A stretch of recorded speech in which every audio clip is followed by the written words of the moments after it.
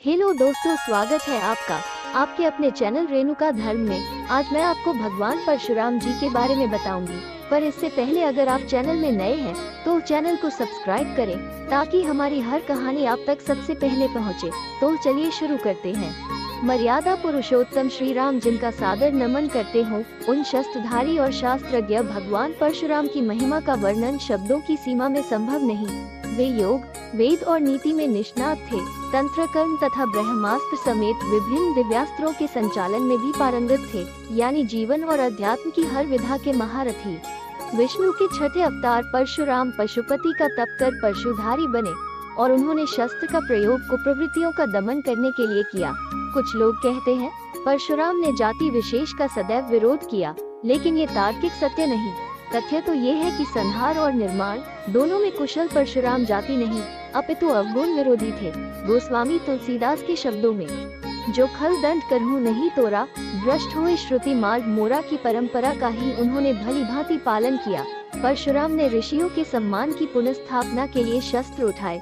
उनका उद्देश्य जाति विशेष का विनाश करना नहीं था। यदि ऐसा होता तो वे केवल हेहय वंश को समूल नष्ट न करते। जनक, दशरथ आदि राजाओं का उन्होंने समुचित सम्मान किया। सीता स्वयंवर में श्री राम की वास्तविकता जानने के बाद प्रभु का अभिनंदन किया तो कौरव सभा में कृष्ण का समर्थन करने में भी परशुराम ने संकोच नहीं किया। कर्ण को श्राप उन्होंने इसलिए नहीं दिया कि कुंती पुत्र किसी विशिष्ट जाति से संबंध रखते हैं, वरन असत्य वाचन करने के दंड स्वरूप कर्ण को सारी विद्या विस्मृत हो जाने का श्राप दिया था। कौशल्या पुत्र राम और देवकी नंदन कृष्ण से अगाध स्नेह रखने वाले परशुराम ने गंगा पुत्र देवव्रत भीष्म पितामह को न सिर्फ युद्धकला में प्रशिक्षित किया, बल्कि यह कहकर आशीष भी दी कि संसार में किसी गुरु को ऐसा शिष्य पुनः कभी प्राप्त न होगा। पौराणिक मान्यता के अनुसार अक्षय तृतीया को ही त्रेता युग का प्रारंभ हुआ था। इसी दिन यानी वैशाख शुक्ल तृतीया को सरस्वती नदी के तट पर निवास करने वाले ऋषि जमदग्नि तथा माता रेणुका के घर प्रदोष काल में जन्मे थे परशुराम। परशुराम के क्रोध की चर्चा बार बार होती है, लेकिन आक्रोश के कारणों की खोज बहुत कम हुई है। परशुराम ने प्रतिकार स्वरूप हेहय वंश के कार्तवीर्य अर्जुन की वंश बेल का 21 बार विनाश किया था, क्योंकि कामधेनु गाय का हरण करने के लिए अर्जुन पुत्रों ने ऋषि जमदग्नि की हत्या कर दी थी। भगवान दत्तात्रेय की कृपा से 1000 भुजाएं प्राप्त करने वाला कार्तवीर्य अर्जुन दंभ से लबालब भरा था। उसके लिए विप्रवध जैसे खेल था, जिसका दंड परशुराम ने उसे दिया। ग्रंथों में ये भी वर्णित है कि सहस्त्रबाहु ने परशुराम के कुल का 21 बार अपमान किया था। परशुराम के लिए पिता की हत्या का समाचार प्रलयातीत था। उनके लिए ऋषि जमदग्नि केवल पिता ही नहीं, ईश्वर भी थे।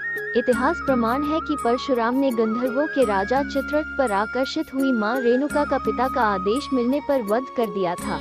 जमदग्नि ने पितृ आज्ञा का विरोध कर रहे पुत्रों रुक्मवान, सुखील, वसु तथा विश्वानस को जड़ होने का श्राप दिया, लेकिन बाद में परशुराम के अनुरोध पर उन्होंने दयावश पत्नी और पुत्रों को पुनर्जीवित कर दिया। पशुपति भक्त परशुराम ने श्री राम पर भी क्रोध इसलिए व्यक्त किया क्योंकि अयोध्या नरेश ने शिव धनुष तोड़ दिया था। वाल्मीकि रामायण के बालकांड में संदर्भ है कि भगवान परशुराम ने वैष्णव धनुष पर शर संधान करने के लिए श्री राम को कहा। जब वे इसमें सफल हुए तब परशुराम ने भी समझ लिया कि विष्णु ने श्री राम स्वरूप धारण किया है। परशुराम के क्रोध का सामना तो गणपति को भी करना पड़ा था। मंगल मूर्ति ने परशुराम को शिव दर्शन से रोक लिया था। रुष्ट परशुराम ने उन पर परशु प्रहार किया, जिससे गणेश का एक दांत नष्ट हो गया और वे एक दंत कहलाए। अश्वत्थामा, हनुमान और विभीषण की भांति प्रभु स्वरूप परशुराम के संबंध में भी यह बात मानी जाती है कि वे चिरंजीवी हैं।